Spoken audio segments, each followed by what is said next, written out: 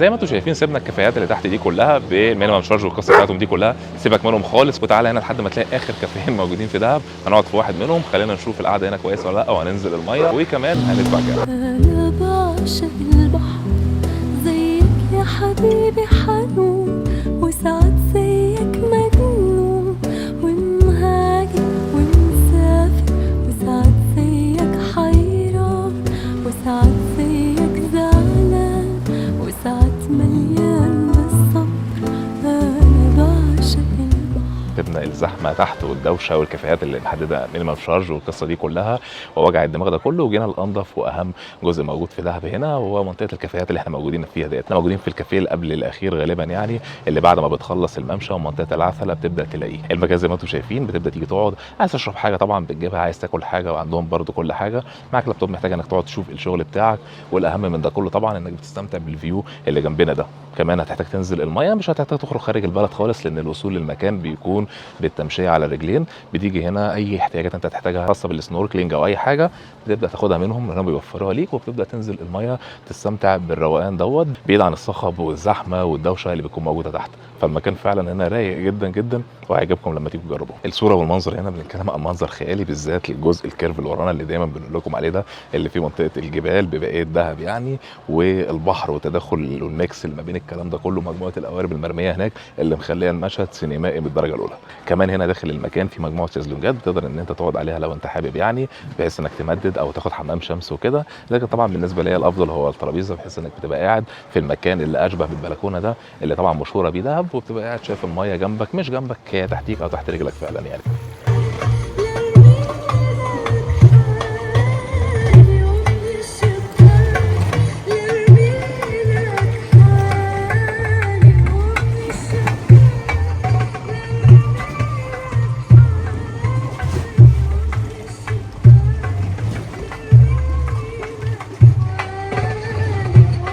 زي ما انتم شايفين قعدنا واستقنيصنا واستمتعنا بالجو الجميل وشربنا حاجه كمان.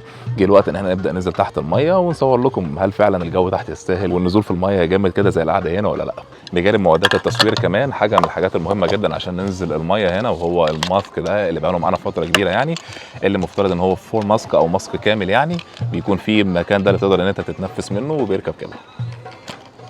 المفترض طبعا هو بيكون على الوش بالكامل، بحيث ان انت المراخير بالعين بكله وبتعرف تستمتع بالمنظر اللي تحت. لكن احقاقا للحق بعد ما اشتريته في فتره من كام سنه سمعت ان هو خطر، ساعات ما بيخرجش، بس ما حصلش ده معايا فربنا يستر يعني. وبحاول انبهكم عشان لو حد حاول يجيب واحد زيه بالظبط يعني. احنا نزلنا الميه عالميه جدا جدا جدا. الكافيه اللي احنا مفترض قاعدين فيه دلوقتي هم نازلين منه الميه، موجود ورانا اهو. الموقع بتاعه رائع جدا، بالذات الجزء اللي فيه البلكونه دوت اللي بتبقى قاعد والميه تحت رجلك زي ما قلنا لكم فوق. يعني النزول الميه هنا مفتوح، يمكن دي حاجه من احلى الحاجات اللي في دهب، مفيش اسوار ولا حاجات تقفل، حريه بمعنى الكلمه يعني. فكل اللي عملناه احنا جينا قعدنا في الكافيه شربنا مشروب، وممكن شويه كده كمان لو هم عندهم غدا كويس ممكن نبدا نتغدى كمان ونكمل اليوم. والايام الجايه ان شاء الله يعني جزء كبير من الايام ممكن نيجي هنا تاني ونصور لكم من هنا تاني لو في حاجه جديده يعني تستحق ان احنا نصورها. اللي بيميز دهب ان كل المستويات الماديه هنا بيقدروا يستمتعوا بالمكان، من اول الكامبات لحد الفنادق العاليه اللي هي الاربع والخمس نجوم لو انت حبيت يعني ان انت تقيم فيها. خلصنا عوم تحت من البحر، خلينا نروح كده نستمتع شويه بالنسكافيه اللي معانا ده.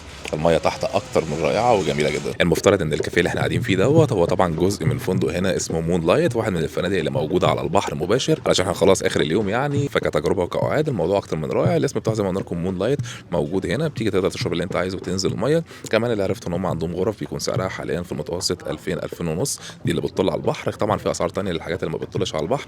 لو الايام الجايه بقى عندنا وقت ممكن نصور لكم الفندق دوت من جوه شكل الغرف فيه عامله ازاي، لان طبعا في ناس بتحب تيجي تقيم هنا على البحر، بالذات لو انت كمان اكتر من فرد، لو فردين فبيكون غرفه زي كده السعر بتاعها لما بيتقسم بينك وبين الشخص اللي معاك بيكون الموضوع احسن بكتير. وبتقعد طبعا في فيو زي اللي انتم شايفينه دوت، بتستمتع بكل حاجه، بيكون عندك العادات دي طول النهار، ما بتبقاش محتاج تعمل اي حاجه خالص غير انك تنزل البحر، ولو معاك شغل بتخلصه وبتقعد تستمتع بالاجواء ديت.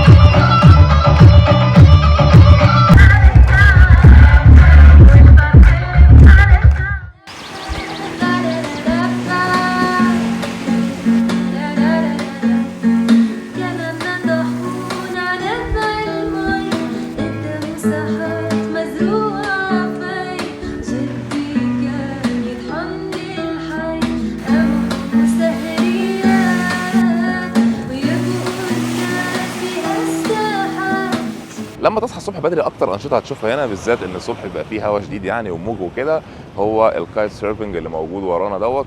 مش عارف هل باين في الصوره ولا لا، بس واحده من امتع الحاجات اللي ممكن تتفرج عليها الصبح بدري اول ما تصحى وتيجي تتمشى هنا على البحر.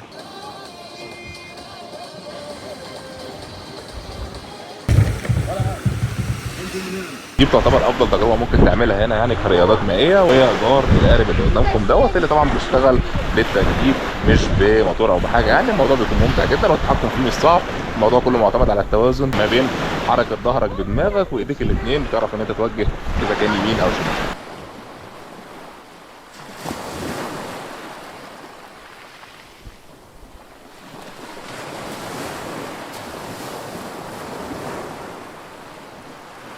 حاليا في وسط البحر. المفترض طبعا ان اللي معانا دوت بيقدر ان هو يسوق 2 واحد هنا وواحد مكاني، بس احنا حاليا راكبين هنا. يعني الموضوع طبعا ممتع جدا، السعر بتاعه مش غالي، بنتكلم تقريبا في 300 جنيه الساعه، يعني نص ساعه 150 جنيه. ممكن طبعا تاجر الوقت اللي انت عايزه، بس بلاش يعني عشان هتدمنه، لان الموضوع ممتع جدا جدا جدا. وقت الغروب اللي احنا فيه دوت ما يحلاش غير بكوبايه شاي بالنعناع. خلونا نبدا نصبها ونستمتع بالجو الجميل دوت. منطقة العسل زي ما انتم شايفين بالليل خرافية بشكل محدش ممكن يتخيله. القوارب اللي جنبي كده وصوت البحر، كمان الهدوء اللي غير طبيعي ده كله، وريحة البحر، كلها حاجات بتخلي اللحظات مفيش زيها. هنا كمان القعدة على الكافيهات بتكون مختلفة جدا بالليل، هدوء وراحة نفسية رهيبة جدا. بصوا كده القوقعة دي، هي دلوقتي عاملة نفسها ايه، مستخبية، لسه طالعة من البحر دلوقتي حالا ومستخبية، مش هتتحرك عشان احنا واقفين جنبها، بس يعني خلونا نشوف اخرها ايه.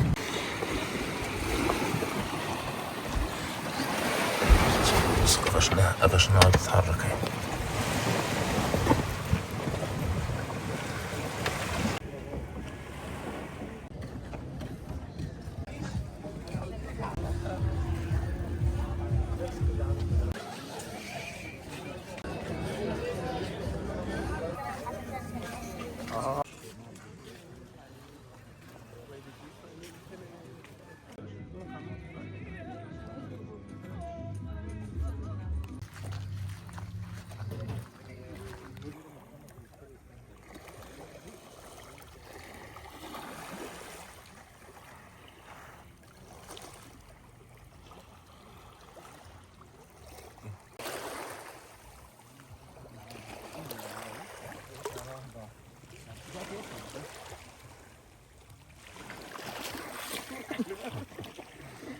الزحلة دي بسرعة دي طلعت هنا يعني.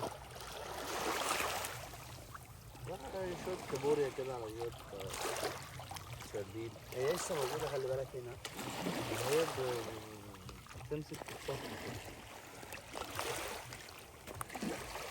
ازازة كده امبارح كابوريا، واحد بنلعب بقى بنحدفها تمسك في بق الكلب يقعد يتنطط.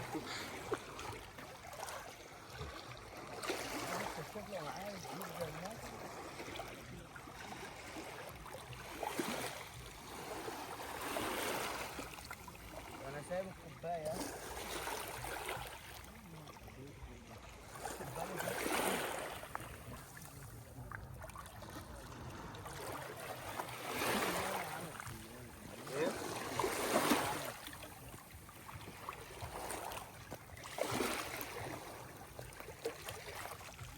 شافني هنا في الفريق خالص. اهم حاجه تعملها هنا في الحياه الليليه هو انك تيجي تقعد على البحر حتى لو ضلمه زي ما انتم شايفين كده، لان الموضوع بيبقى ممتع. طبعا مش هتبقى شايفه، لكن كفايه الصوت بتاعه والهواء والقعده ذات نفسها يعني.